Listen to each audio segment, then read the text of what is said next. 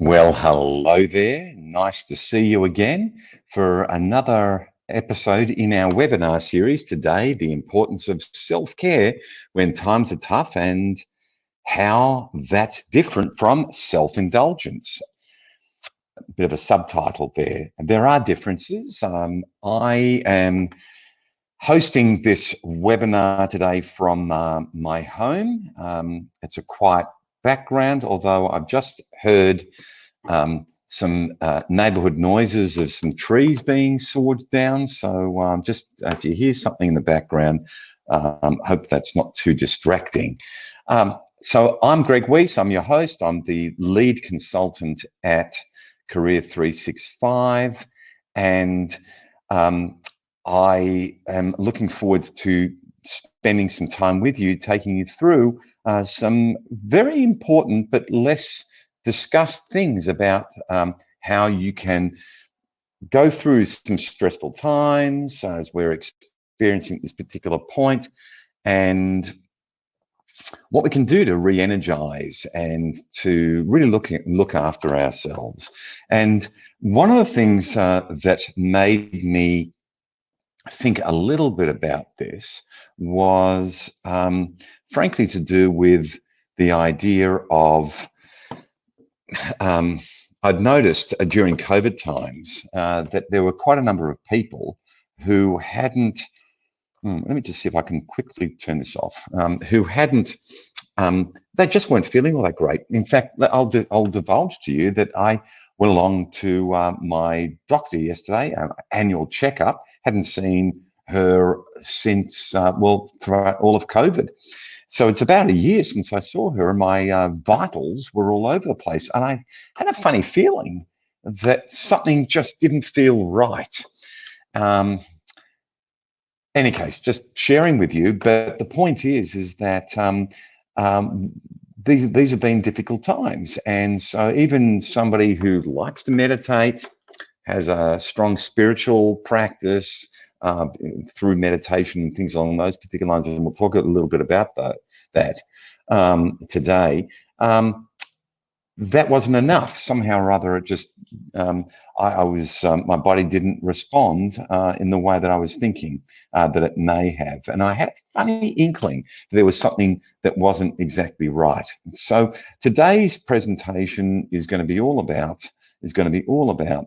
that, and I'm going to get back into this, and I'm going to turn off the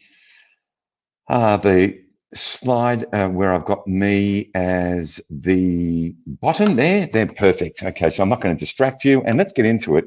I'm also going to encourage that the chats that you see here, or that you have access to, I can see when you're actually posting something. I probably would like to batch up all the chats to the end, but if there's something that is compelling, just text me and I'll have a look at that during the presentation. So what's self-care versus self-indulgence? And that was the subtext of the presentation slide, and let's have a look there. Self-care is an activity that strengthens, nourishes, or develops who we are at our core. It supports us in the full expression of our essence, versus self-indulgence, which is something good that feels real good but doesn't have additional benefits beyond just feeling good. So it's an activity that gives us momentary pleasure but does not move us in the direction of full expression. And I've taken that from Dr. Kate Siner, out of North America, and probably the simplest thing to be able to do is to talk about self-indulgence here, like getting a square of chocolate. Self-indulgence, that's going to give you some momentary pleasure, but doesn't necessarily move you in a direction of full expression, versus self-care, which is something that strengthens, nourishes, or develops who we are at our core. And so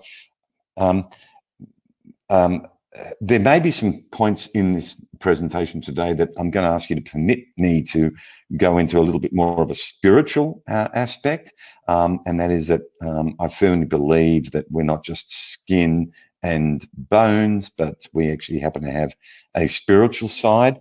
I've read and subscribed to a lot of different spiritual thinking, but rather than having a human being having a spiritual experience, some people believe that we're a spirit having a human experience. So if you take that second perspective, then it gives you an idea about what I mean potentially at our essence, because spirit and essence can be interchanged as words. And so if we have a look at these self-care categories, let's look at each of those, and that's physical, social, mental, spiritual, and emotional care. And let's go through each. There are some nice pointers here. If you're going to look at self-care, then a really good starting point is about your sleep cycle. And science suggests that too much sleep's not good, too little sleep's not good, and just the right amount is good for you. So what is the right amount? It's at least 6.5, no more than 7.5. So let's take a point around latest thinking is about 7. Did you get adequate quality sleep?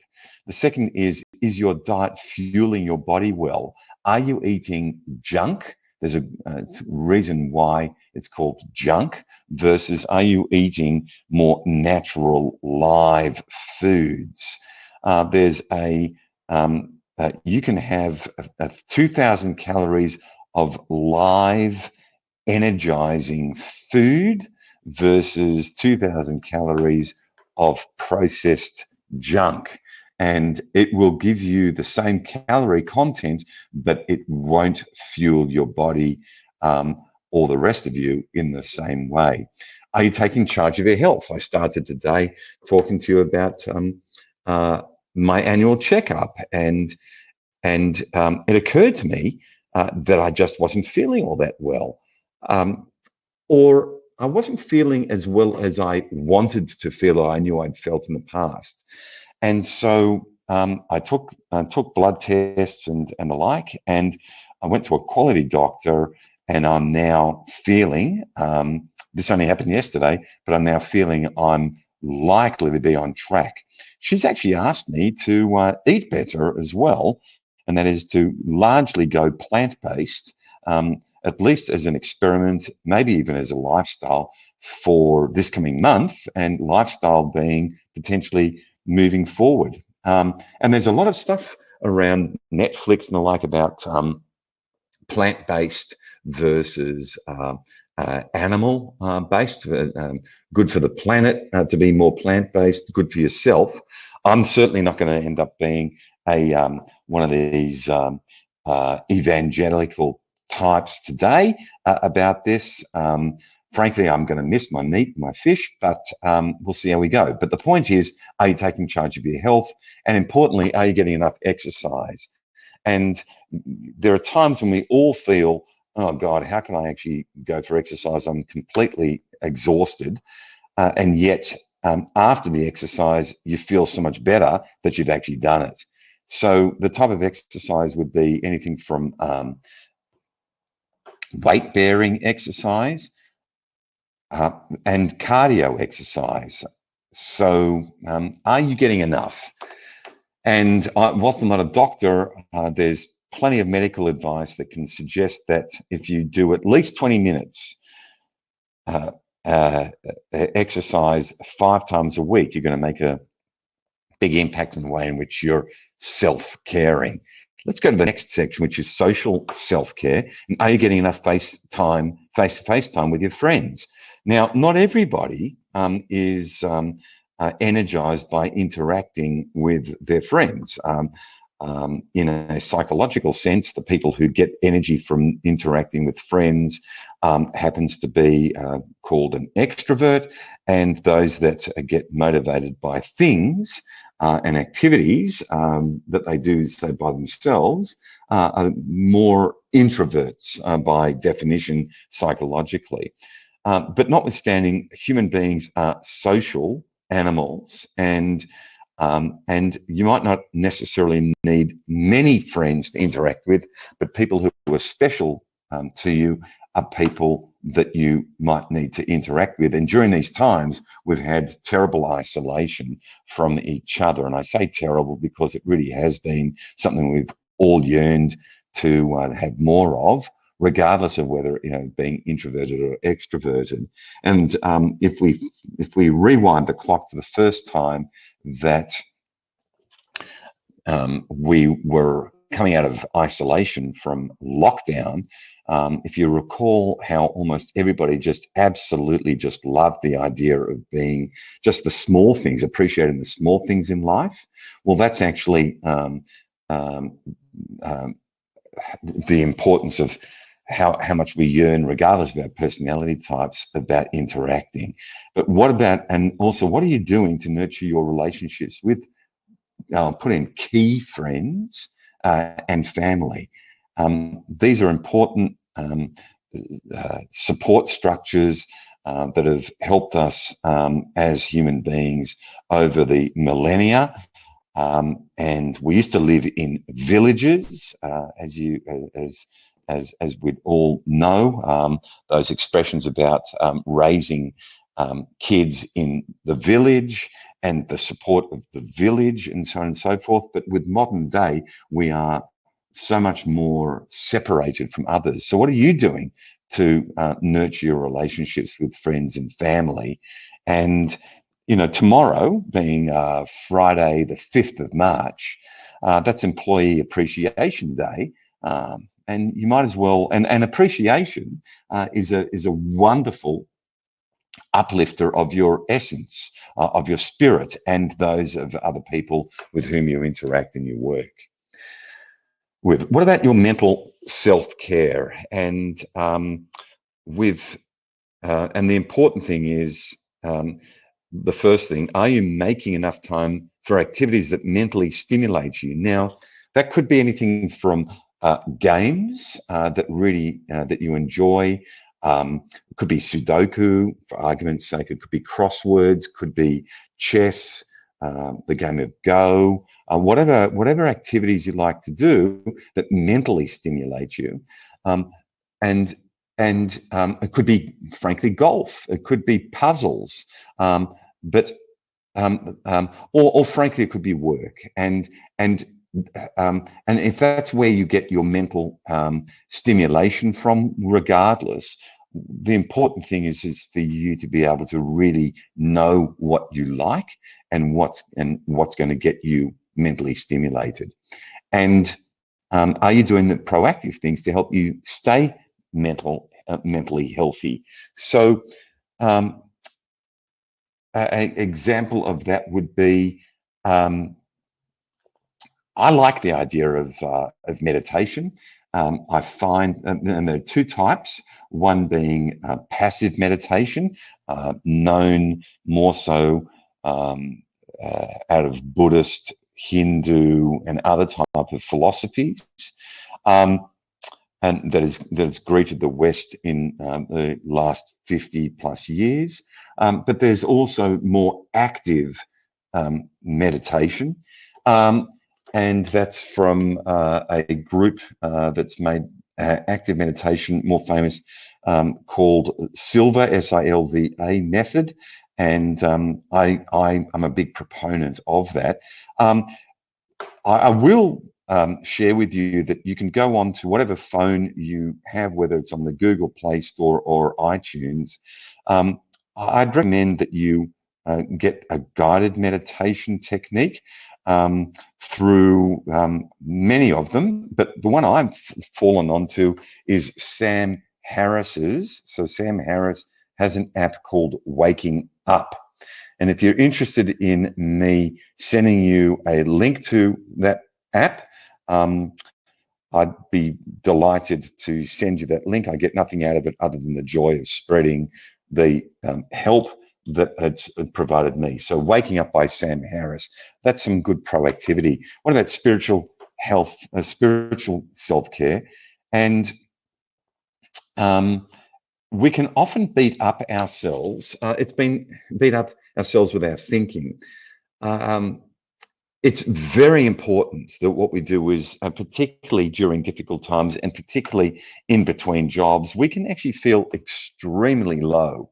So scientists or psychologists, whoever you want to read from positive psychology frameworks or otherwise, typically they say there are about between 10 to 15,000 thoughts that we have during our waking hours, and in excess of 98% of them are negative. 98% I've read. So if we think about that, we're talking to ourselves in such a way that's consistently negative. Now, I'm going to pare that back by, let's call it even 80% of the thoughts that we have are negative. That means that we're more critical of ourselves than otherwise. And the important thing is to be positive, or at least work on your subconscious and the pathway to your subconscious, which is the thing that dictates your beliefs or your behaviors that you inherently go on automatic pilot with, is to be very overt and deliberate about what goes in your mind in the first place, and that's conscious through the consciousness and asking yourself questions or pondering life or being very diligent about what you are actually saying to yourself. So those 2 points there are questions. Now, I will honestly say to you, and again, full disclosure, I do have a spiritual side to things. I don't consider myself a, in inverted commas, religious person, but I do believe in something bigger than just myself. And I've found enormous solace in that. And if you're interested in finding out any more about any other spiritual practices or otherwise, then and I can give you those particular resources. But I do find, whether it's meditation or some of the deepest people I know are indeed religious and have a real faith that there's something bigger than them. So the big question is, however your pathway, I'm treading carefully here because I don't want you feeling that I'm peddling a religious perspective here. I'm not. It's very personal, this aspect. But I do feel that a spiritual uplift, getting to your essence, to your core, to your soul, is something that's very important. And in my book called Career Clarity, I talk about your career enriched spot, which is my term for where your heart gets happy or your soul gets enriched. So ask yourself that if you want to have a nice pathway to get you to have that spiritual uplift, to feel enriched in work and career, really get into the modules that we've got around career clarity. And also you can get into the book, which you'll see the reference to a little bit later on. Okay, the last aspect I want you to talk about is emotional self-care. And you may feel different things like Maslow's hierarchy. You may look at CBT or ACT. So CBT is cognitive behavioral therapy. ACT is acceptance and commitment therapy. These are slightly odd names for things that are inherently in a a grouping of psychology called positive psychology. So there are some wonderful reads and videos on YouTube, etc., that could be lovely resources for you to get pretty happy.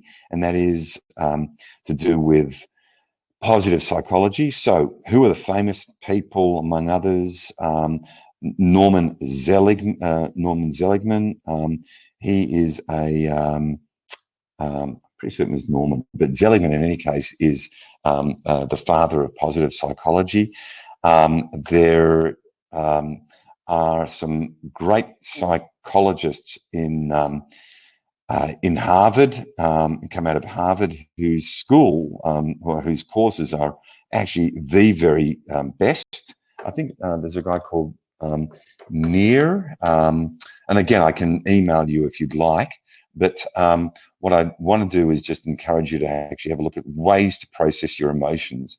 A book that I often recommend to people is a book called, a book by, or the author in Australia, there's a guy called Russ Harris. He's big time in terms of positive psychology. And there are some other books that I would encourage. You know, if you had a look at books like Psycho-Cybernetics, was one of the very first by Maxwell Maltz. It's lived for a long, long time. I love the work of Wayne Dyer. So any of these sorts of things are very helpful for you to actually work out how you can process your emotions well, and do you incorporate activities into your life that help you feeling recharged. That basically means, and one of the things that I do want to share with you, and that is that I think, honestly, if you can have a laugh a day instead of feeling down, if you can absolutely watch an episode of something that makes you giggle or laugh, or watch anything, or read some really lame dad jokes or anything along those lines, some of them are going to actually turn you from being in a down funk, F-U-N-K, a down funk, to feeling uplifted. And these are really important things. Okay, let's have a look at some ideas here to get to the practical side of things.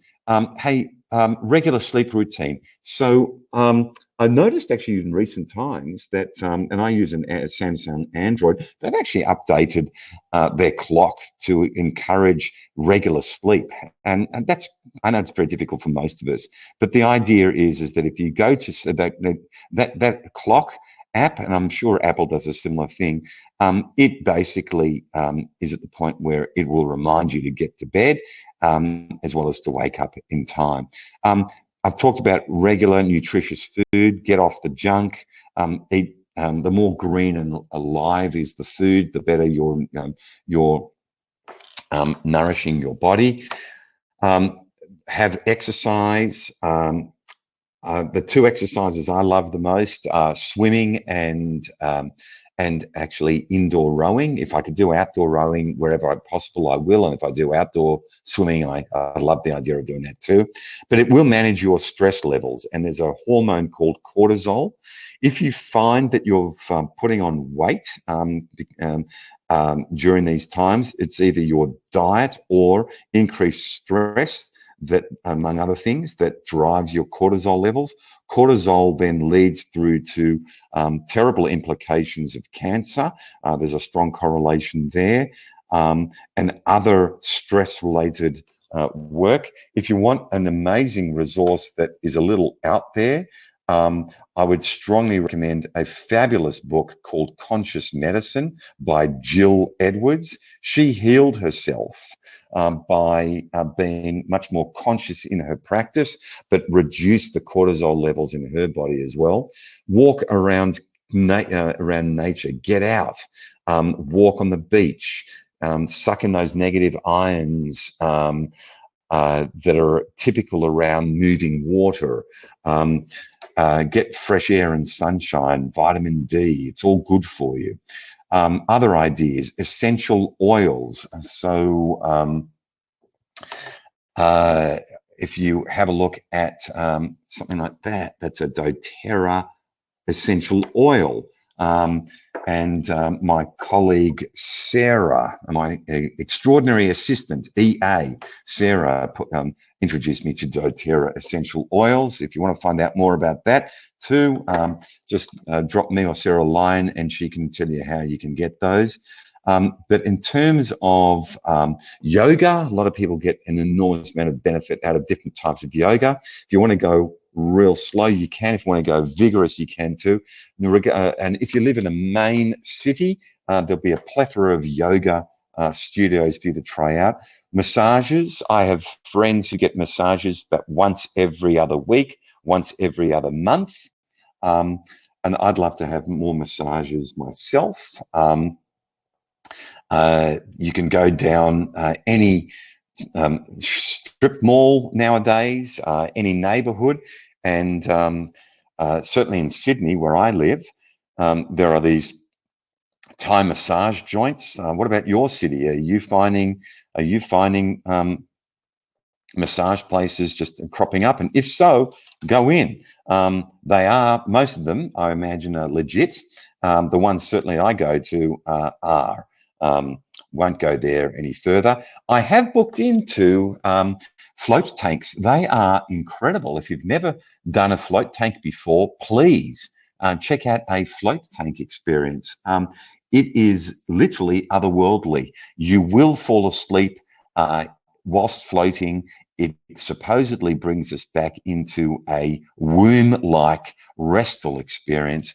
And I have now done quite a number of float tank experiences and think that they're amazing. My next one is with a mate, him in his float tank, me in mine, bought it as a birthday present for a mate. And I'm looking very much forward to that experience itself. We talked about connection with family and friends. Why wait for Christmas for family? Reach out and have a deep, meaningful relationship with people. They love you. You love them. And get over anything that builds up over time ahead of Christmas, and build functional relationships. Forgive any transgressions, as they say. Just appreciate and show gratitude to family as well as to friends. Don't have to have a lot of friends. You can just have some really good ones. Do that. Build relationships. Get out there. Do something meaningful for other people. Give to get.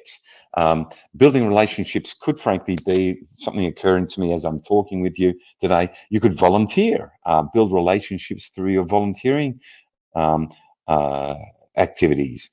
It's wonderful to volunteer and to do something specifically around causes that you believe in. There's nothing more than building relationships with volunteers who feel about a cause the same way you feel. Cultivate and maintain relationships. When was the last time you picked up a phone to somebody that you wanted to pick up the phone to or had forgotten? Have your friendships gone dormant? If they have, why don't you pick up the phone and just let them know that you are thinking of them? And so building that is great. I've talked a fair bit today about meditation, passive and active. If you want to find out more on either side, as I said, I've got resources for you. Energizing yourself, move around. Here's a nice idea. Invest in a stand-up desk. You can get them from Officeworks or other places for literally 100, 120 bucks. If you don't sit down on your bum for much of the day, then but you're standing up, then that's brilliant. You could also stand up for an hour, sit down for an hour, but whatever it is, you'll feel much more energized by not just sitting down. Chakra points. This comes from Eastern medicine, but essentially we have 6 main chakra points. And if you want to have a chakra meditation that's guided, again, look on YouTube if you want to do, but you could also go and get some Reiki. You could go to an accredited Reiki consultant, Reiki, and you could determine which of your chakra points need to be readjusted. And if you're skeptical, try Reiki. You may not be skeptical after that. I've had it once at a time when somebody did some major readjustment for me. It was quite incredible. In any case, um, happy to share a story another time with you. Really work on consciousness and awareness. The whole movement to do with meditation, consciousness, to mindfulness, is all intersecting around positive psychology and the like. The more you're conscious, the more you're in the present moment, the more you're aware of what's going on right now, the less you're worrying about the future and replaying the past. So that often people just regret the past and fear or worry about the future, and they are literally poisons to moving forward. The more conscious and aware you are of yourself and your present moment, the more peaceful you'll become. If you're into or want to explore any self-help type books, I have a veritable library, and so I'm more than happy to direct you in a particular way, but your modules will also share that with you too. Okay, deep breathing. So today I coached somebody who is going for their 4th interview for a senior role, and they were really nervous about things, and we talked, and this person cycles, as in like does road cycling, and before he tackles a hill, he stops, he breathes deeply, he's aware of his breath, he reduces his heart rate before he tackles something difficult, namely a hill.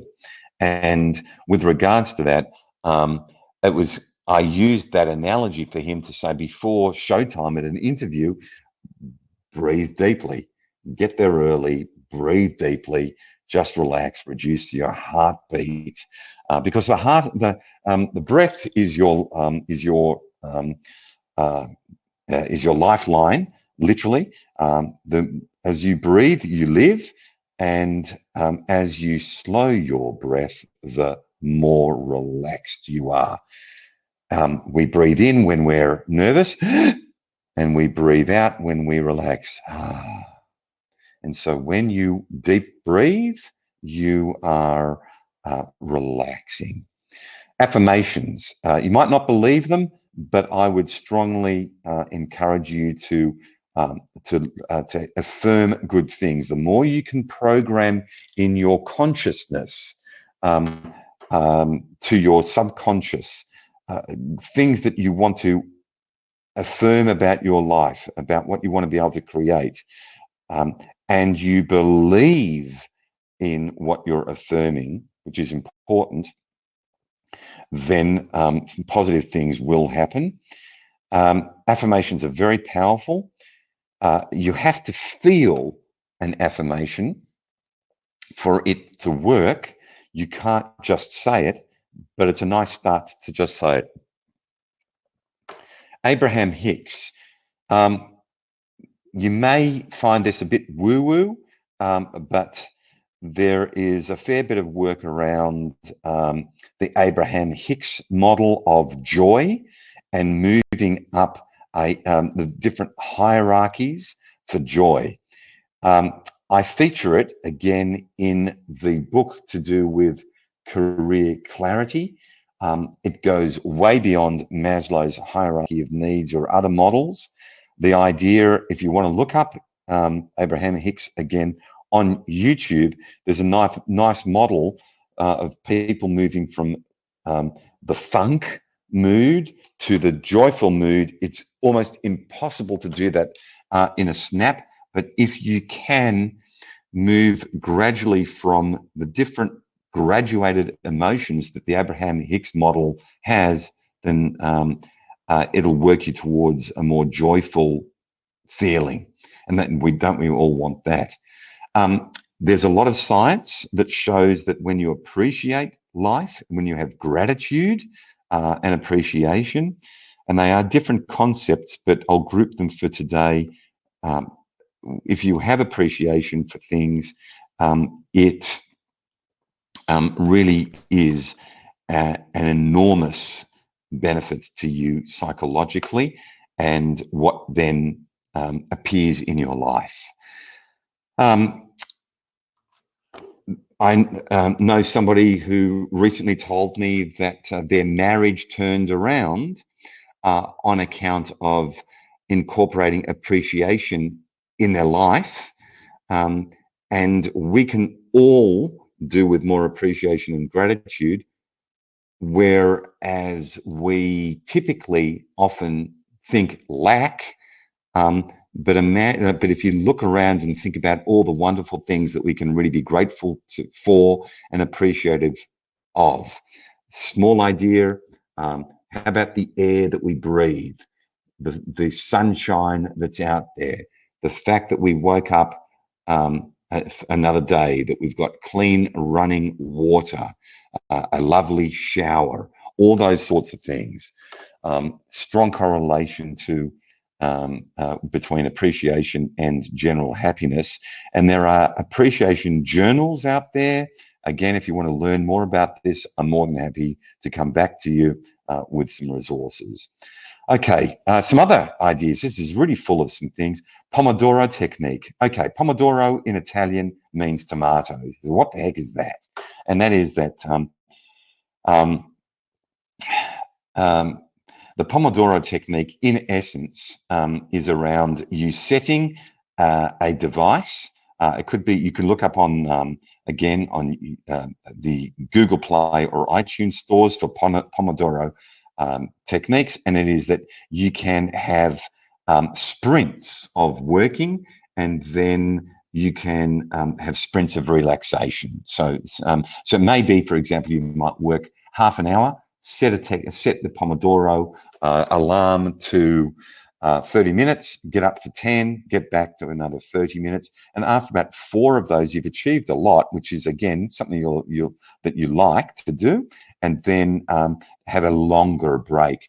An anger journal is something we talk about in our modules as well, and that is that if you get the anger out on paper, it can be extremely helpful, in the same way that I've talked about a gratitude journal, or have a passion project. And that could be anything from an artwork that's been living in you, yet to come out, writing a book. The first book I ever wrote was literally a passion project. I had it in me. God, I actually knew I wanted to write a book for ages, but with the encouragement of my wife, I and others around me, I did that. What's your passion project? What do you want to be able to launch into life? What is it that you want to be able to do? It doesn't have to be a business. It could be anything, planting a garden or something on those lines, but it's something that will nourish you. Okay, so today was pretty meaty. I do want to actually just give a bit of a plug for the books. I'm very proud of my books, not only because I've actually written them, but frankly, because they have become really, they've been selling very well. And the feedback that I'm getting from how they've actually been directly helping people has been, frankly, phenomenal. They go in that order: career clarity, career networking, and career success. You can get them there from the URL. Again, just write to me. We are changing the URL to something else shortly, because we're relaunching our website at Career 365. But if you want to find out any more about how to make how to be clearer about your next steps in your career, how to network once you are clear, and then how to be on board and make it through your outplacement, sorry, not outplacement, your probation, slip of the tongue here, make it through your probation period as a success, then that's what that third book, Career Success, is all about. Okay, do you have any questions for me?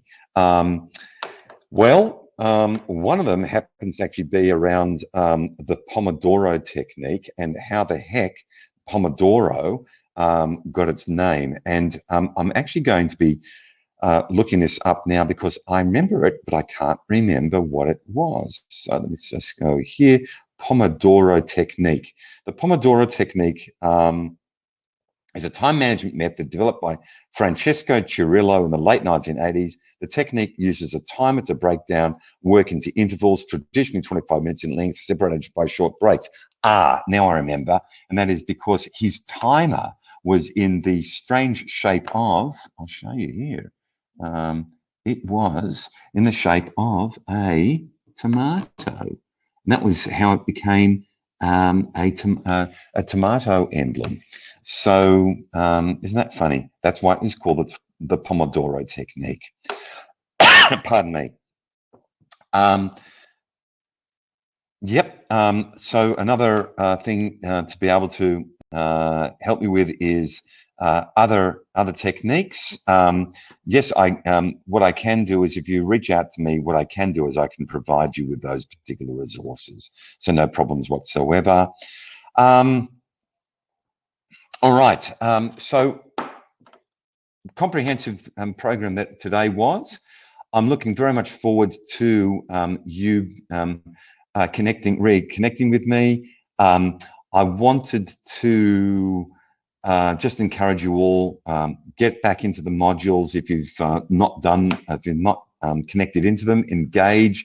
They are solid pieces of advice, practical ideas. Plug into that LinkedIn community. It's only as vibrant as the people involved in it. Book in another coaching session if you want. And you can go to those resources and get any of the books that you've seen there. I just want to thank you very much for your time, and I look forward to spending time with you one-on-one or at our next webinar. Nice to see you.